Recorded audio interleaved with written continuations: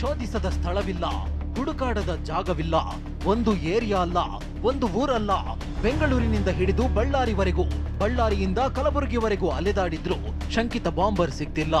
ಆದ್ರೆ ಶಂಕಿತ ಓಡಾಡಿರೋ ಹೆಜ್ಜೆ ಗುರುತುಗಳು ಒಂದೊಂದಾಗೆ ಪತ್ತೆಯಾಗ್ತಿವೆ. ಇದೀಗ ತನಿಖೆಗೆ ಇಳಿದಿರೋ ಎನ್ಐಎ ತಂಡಕ್ಕೆ ಮತ್ತೊಂದು ದೊಡ್ಡ ಲೀಡ್ ಸಿಕ್ಕಿದೆ.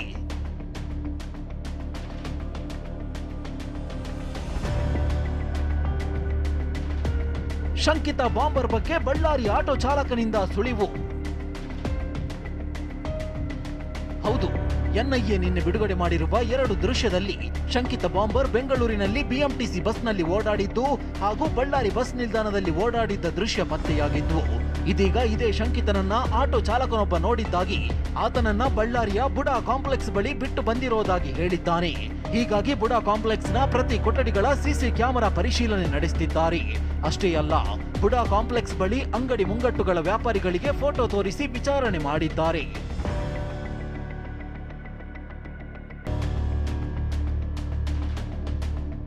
ಬಳ್ಳಾರಿಯಲ್ಲಿ ಅನುಮಾನಾಸ್ಪದ 17 ಜನರ ವಿಚಾರಣೆ. ಕೆಫೆ ಬಾಂಬರ್ ರೀತಿ ಕ್ಯಾಪ್, ಬ್ಯಾಗ್ ತೊಡಿಸಿ ಪರಿಶೀಲನೆ.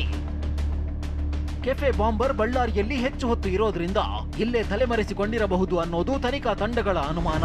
ಹೀಗಾಗಿ ಎನ್ಐಎ ಅಧಿಕಾರಿಗಳು ತನಿಖೆ ಚುರುಕುಗೊಳಿಸಿದ್ದಾರೆ. ಅದರ ಭಾಗವಾಗಿ ಕಳೆದ ಡಿಸೆಂಬರ್ನಲ್ಲಿ ಅರೆಸ್ಟ್ ಆಗಿದ್ದ ಶಂಕಿತ ಉಗ್ರ ಮೊಹಮ್ಮದ್ ಮುನಿರುದ್ದೀನ್ ಆಪ್ತನೊಬ್ಬನಿಗೆ ವಿಚಾರಣೆ ನಡೆಸಿದ್ದಾರೆ. ಮುನಿರುದ್ದೀನ್ ಆಪ್ತನಿಗೆ ತಲೆ ಮೇಲೆ ಕ್ಯಾಪ್ ಇಟ್ಟು ಬ್ಯಾಗ್ ಹಾಕಿ ಚಹರೆ ಗುರುತು ಪತ್ತೆ ಮಾಡೋ ಕೆಲಸ ಮಾಡಿದ್ದಾರೆ. ಆದರೆ ಹೋಲಿಕೆಯಾಗದ ಹಿನ್ನೆಲೆಯಲ್ಲಿ ಕೆಲ ಮಾಹಿತಿ ಪಡೆದು ಬಿಟ್ಟು ಕಳುಹಿಸಿದ್ದಾರೆ. ಮುನಿರುದ್ದೀನ್ ಮಾತ್ರವಲ್ಲ, ಬಳ್ಳಾರಿಯಲ್ಲಿ ಅನುಮಾನಾಸ್ಪದವಾಗಿ ಕಂಡುಬಂದ ಒಟ್ಟು 17 ಮಂದಿಯನ್ನ ಎನ್ಐಎ ಅಧಿಕಾರಿಗಳು ವಿಚಾರಣೆ ನಡೆಸಿದ್ದಾರೆ. 17 ಜನರಿಗೂ ಮಾಸ್ಕ್, ನೀಲಿ ಮತ್ತು ಬಿಳಿ ಬಣ್ಣದ ಶೂ, ಬ್ಲಾಕ್ ಕಲರ್ ಬ್ಯಾಗ್ ಹಾಕಿಸಿ ತಾಳೆ ಮಾಡಿ ನೋಡಿದ್ದಾರೆ.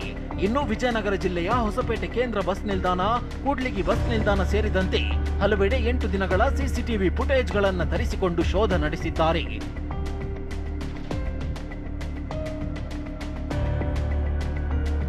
ಶಂಕಿತ ಬಾಂಬರ್ ಕಲಬುರಗಿಗೆ ಹೋದ್ನಾ, ಹೈದರಾಬಾದ್ಗೆ ಹೋದ್ನಾ? ಇನ್ನು ಆಟೋ ಚಾಲಕ ನೀಡಿದ ಮಾಹಿತಿ ಮೇರೆಗೆ ಶಂಕಿತ ಬಾಂಬರ್ ಕಲಬುರಗಿಗೆ ಹೋಗಿರೋ ಬಗ್ಗೆ ಅನುಮಾನ ಇದೆ. ಬಸ್ ನಿಲ್ದಾಣದ ಸಿಸಿಟಿವಿಯಲ್ಲಿ ಈ ಬಗ್ಗೆ ಎನ್ಐಎ ಅಧಿಕಾರಿಗಳಿಗೆ ಲೀಡ್ ಸಿಕ್ಕಿದೆ.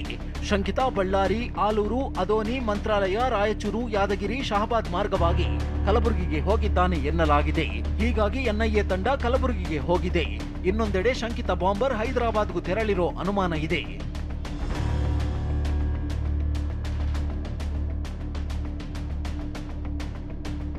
ಬಾಂಬ್ ಇಡುವ ಮುನ್ನ ಕೆಫೆ ಪರಿಶೀಲಿಸಿದ್ದ ಶಂಕಿತ ಬಾಂಬರ್. ರಾಮೇಶ್ವರಂ ಕೆಫೆ ಟಾರ್ಗೆಟ್ ಆಗಿದ್ದೇಕೆ? ತನಿಖೆಯಲ್ಲಿ ಬಯಲು. ಅಷ್ಟಕ್ಕೂ ಬೆಂಗಳೂರಿನಲ್ಲಿ ಅಷ್ಟೊಂದು ದೊಡ್ಡ ದೊಡ್ಡ ಹೋಟೆಲ್ಗಳಿದ್ರು, ಸಿಕ್ಕಾಪಟ್ಟೆ ಜನಸಂದಣಿ ಪ್ರದೇಶಗಳಿದ್ರು, ಕುಂದಲಹಳ್ಳಿಯ ರಾಮೇಶ್ವರಂ ಕೆಫೆ ಏಕೆ ಬಾಂಬರ್ ಟಾರ್ಗೆಟ್ ಆಗಿತ್ತು ಅನ್ನೋದು ಡೇ 1 ನಿಂದಲೂ ಇರುವ ಪ್ರಶ್ನೆ.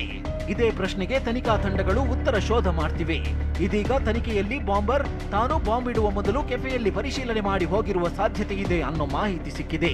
ಸ್ಥಳ, ಜನಸಂದಣಿ, ಭದ್ರತೆ ಯಾವ ರೀತಿ ಇರುತ್ತೆ ಅಂತ ಪರಿಶೀಲನೆ ನಡೆಸಿದ್ದಾನೆ ಎನ್ನಲಾಗಿದೆ. ಹೀಗಾಗಿ ಬಾಂಬ್ ಇಡುವುದಕ್ಕೂ ಮುಂಚೆಯ ಸಿಸಿಟಿವಿ ದೃಶ್ಯಗಳನ್ನ ಪೊಲೀಸರು ಜಾಲಾಡ್ತಿದ್ದಾರೆ. ಅಷ್ಟೇ ಅಲ್ಲದೆ ಬಾಂಬ್ ಇಟ್ಟ ಮೇಲೆ ಯಾವ ರೀತಿ ಬಟ್ಟೆ ಬದಲಿಸಿದ್ದಾನೆ ಅನ್ನೋ ಮಾಹಿತಿ ಸಿಕ್ಕಿದೆಯೋ ಅದೇ ರೀತಿ ಬಾಂಬ್ ಇಡೋದಕ್ಕೆ ಬರುವ ಮುನ್ನವೂ ಬಾಂಬರ್ ಬಟ್ಟೆ ಬದಲಾಯಿಸಿರೋ ಮಾಹಿತಿ ಸಿಕ್ಕಿದೆ.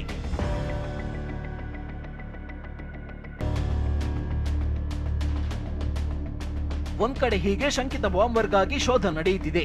ಇನ್ನೊಂದೆಡೆ ಬಂದ್ ಆಗಿದ್ದ ರಾಮೇಶ್ವರಂ ಕೆಫೆ ಇಂದು ಅಧಿಕೃತವಾಗಿ ಮೊದಲಿನಂತೆ ಆರಂಭವಾಗಿದೆ. ಕೆಫೆಗೆ ಹೊಸದಾಗಿ 2 ಮೆಟಲ್ ಡಿಟೆಕ್ಟರ್ ಅಳವಡಿಸಲಾಗಿದ್ದು ಪ್ರತಿಯೊಬ್ಬರು ಮೆಟಲ್ ಡಿಟೆಕ್ಟರ್ ಮೂಲಕ ಪ್ರವೇಶಿಸುವಂತೆ ಚೆಕ್ ಮಾಡಲಾಗ್ತಿದೆ. Bureau report, TV9.